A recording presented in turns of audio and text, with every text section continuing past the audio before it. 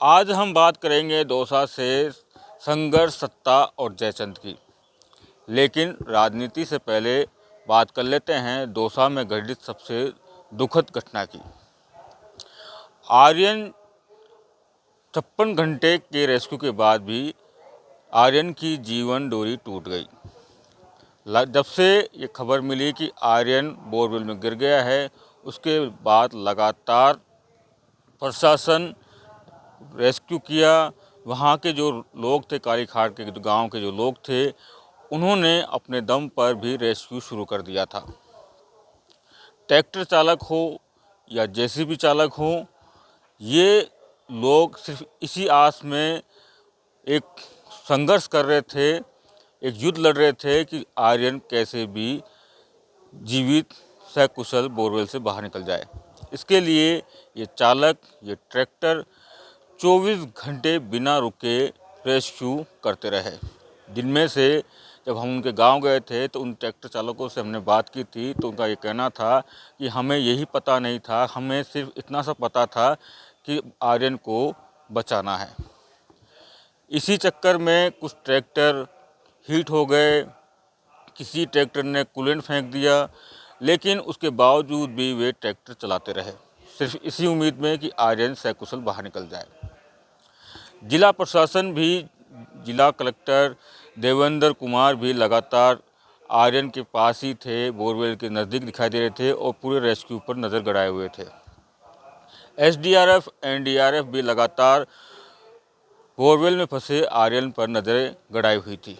तो वहीं जिसको भी सूचना मिल रही थी, वो आर्यन के गांव पहुंच रहा था और रेस्क्यू ऑपरेशन जहां चल रहा था उसके आसपास एक ही नज़र टिका रखी थी कि आर्यन जल्दी से जल्दी बाहर निकल जाए और ये रेस्क्यू ऑपरेशन जल्दी समाप्त हो जाए।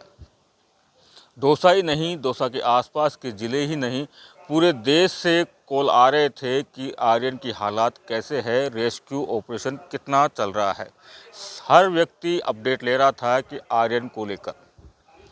लेकिन जिस तरह की तस्वीरें आएँ, क्योंकि जगमोहन मीणा वहाँ पर मौजूद थे, रात भी उन्होंने वहीं गुजारी, किरोड़ीलाल मीणा भी पहुँचे, जो दौसा विधानसभा क्षेत्र के नवनिर्वाचित विधायक हैं वो भी पहुँचे, और मुरारीलाल, जो सांसद हैं मुरारीलाल मीणा, वो भी आधी रात के बाद वहाँ पहुँचे थे।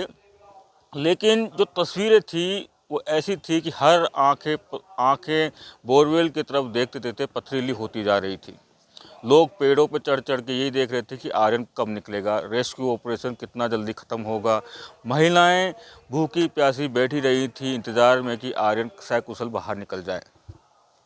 रात हो, दिन हो, और रात की जो कड़कड़ाके की जो ठंड थी, उस पर भी अलाव लगा लगा के लोग यही इंतज़ार कर रहे थे कि आर्यन जल्दी से जल्दी बाहर निकल जाए और सकुशल बाहर आ जाए। लेकिन 56 घंटे के बाद आर्यन बाहर निकला, लेकिन तब तक आर्यन की जीवन डोरी टूट गई थी। जैसे ही ये खबर आए कि आर्यन की जीवन डोरी टूट गई है, पूरे गांव में सन्नाटा छा गया, और जो लोग उम्मीद लगा के बैठे थे कि शायद आर्यन को सकुशल बाहर निकाल लिया जाएगा, उनका भी ये कह सकते हैं कि उन लोगों ने भी खाना नहीं खाया। क्योंकि जब हम उनके आर्यन के गांव गए थे तो परिवार ही नहीं, पूरा गांव शोक में था, और कई घरों में तो चूल्हे भी नहीं जले थे। लेकिन इस बीच भी इसमें एक पॉलिटिक्स चल रही थी कि इस तरीके से दौसा के जो विधायक थे, लाल सोट हो, बांदीकुई हो, सिकराय हो, महुआ हो, तो एक अलग पॉलिटिक्स चल रही थी कि आए नहीं हैं। कुछ विधायक पहुंचे भी थे, लेकिन सिर्फ शक्ल दिखाने के लिए वहां पहुंचे थे, ऐसा वहां प्रतीत हो रहा था। लेकिन उसके बाद किरोड़ीलाल मीणा वहाँ पहुँचे थे राइजिंग राजस्थान के प्रोग्राम को पूरा करने के बाद में। वो कहते हैं कि किरोड़ीलाल मीणा अपने रथ पर सवार हुए और फटाफट कालीखाड़ के लिए रवाना हो गए थे। उन्होंने आया और उन्होंने कहा भी कि खुले बोरवेलों को लेकर कानून भी बनना चाहिए और सख्त कानून होना चाहिए। उसके बाद में कलेक्टर देवेंद्र कुमार ने आदेश निकाले हैं कि जो खुले बोरवेल हैं उन पर कार्रवाई की जाए और उनको जल्द से जल्द भरा जाए। इसके लिए टीमें गठित कर दी हैं और फील्ड में काम कर रहे हैं। लेकिन जिस तरीके से हादसा हुआ, लेकिन अब ये कहा जा रहा है कि जिस तरीके से मैं कल गया था गांव में, तो लोग कह रहे थे कि दूसरा बच्चा आर्यन ना बने, इसके लिए प्रशासन को कठोर कार्रवाई करनी चाहिए और सरकार को भी इस पर सोचना चाहिए। क्योंकि लापरवाही किसकी? क्या उस आर्यन के माता पिता की लापरवाही थी, या फिर उन लोगों की लापरवाही थी जो 24 घंटे तक ट्रैक्टर में बैठकर, जेसीबी में बैठकर रेस्क्यू ऑपरेशन को आगे बढ़ा रहे थे, इसी उम्मीद में कि आर्यन को बचा लिया जाएगा? या फिर उनकी जिम्मेदारी थी जो एनडीआरएफ के अधिकारी थे, वो लगातार कंटिन्यू 56 घंटे तक रेस्क्यू कर रहे थे? या फिर वो लापरवाह थे जो आर्यन को बचाने के लिए रेस्क्यू के आसपास हज़ारों की संख्या में लोग खड़े थे? या फिर उन नेताओं की लापरवाही है जो सिर्फ बातें करते हैं? या फिर वो सरकारें हैं जो पहले भी रही हैं, अभी भी हैं?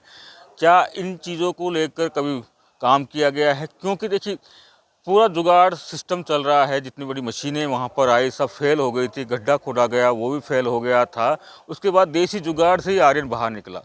तो आज भी 75 साल होने के बाद भी आज भी देश की जो सिस्टम है जुगाड़ पे ही चल रहा है।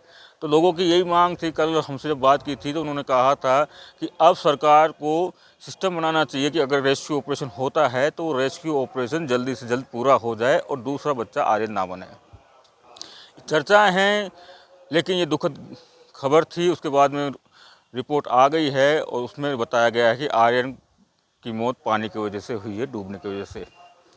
बहुत सारे सवाल छोड़ के गया है आर्यन, इनका जवाब कब तक मिलेगा कि नहीं मिलेगा, ये नेताओं पर डिपेंड है, सरकारों पर डिपेंड है। लेकिन अब राजनीति की बात कर लेते हैं, क्योंकि जिस तरीके से जगमोहन मीणा आर्यन के दाह संस्कार में गए थे, तो ये एक पॉलिटिकल खबर नहीं है, लेकिन जिस तरीके से जगमोहन मीणा ने वहाँ 3 रातें गुजारी और उसके बाद में दाह संस्कार में गए तो उनकी आंखें नम हो गई थी और वो रोने लगे थे। तो इसका भी एक होता है कि एक नेता, उम्मीद थी कि बच जाएगा बच्चा, लेकिन वो आर्यन बचा नहीं पाए और यही बड़ा दुख था जगमोहन मीणा पर, जो उनका दुख आंखों के साथ बाहर निकल गया। अब बात करते हैं किरोड़ीलाल मीणा की। किरोड़ीलाल मीणा एक ऐसे नेता हैं जो धरातल पर काम करते हैं। अब उन पर सबसे बड़ी जिम्मेदारी एक और आ गई है, कृषि मंत्री तो हैं ही, आपदा प्रबंधन के मंत्री भी हैं। तो अब वो भी दिमाग लगा रहे होंगे कि अब ऐसी घटना दोबारा ना हो, इसके लिए क्या किया जाए। दूसरी तरफ जिस तरीके से राजनीति चल रही है, राइजिंग राजस्थान चल रहा है और जो पॉलिटिकल धमाके फूट रहे हैं, हालांकि धमाकों की जो डेंसिटी है कम है, लेकिन अब चर्चा ये की जा रही है क्योंकि सरकार के 1 साल हो गए हैं, अब सरकार आगे किस तरह की जाएगी और जो राजस्थान की राजनीति है वो किस तरफ जाएगी। क्योंकि जिस तरीके से परिणाम आए हैं, किरोड़ीलाल मीणा पे बहुत सारे सवाल उठाए हैं, किरोड़ीलाल मीणा ने भी सवाल उठाए हैं, जयचंदों के बारे में कहा है, छुरी जो घोंपने की बात कही है, तो अब क्या होगा? क्योंकि अभी तक तो राजनीति राजस्थान चल रहा है, राजनीति राजस्थान के बाद में राजस्थान की राजनीति में किस तरीके का हेरफेर होने वाला है। ऐसा लग रहा है कि जिस तरीके से समुद्र शांत है, अब ऐसा लग रहा है कि कुछ दिनों बाद में जो समुद्री रूपी जो राजनीति है उसमें तूफान आएगा। अब ये तूफान कितना नुकसान करेगा, किस तरीके का रहेगा, क्या राजनीतिक परिपाटी रहेगी, क्योंकि ये जो चुनाव हैं भले ही उपचुनाव थे, लेकिन ये भविष्य के चुनाव थे। इन्हीं चुनावों से भविष्य की जो राजनीति है उसका रास्ता निकलेगा। अब ये रास्ता कौन चल पाएगा, कौन मंजिल तक पहुंचेगा, कौन नहीं पहुंचेगा, ये आने वाला समय बताएगा। आप देखते रहिए राजस्थान तक।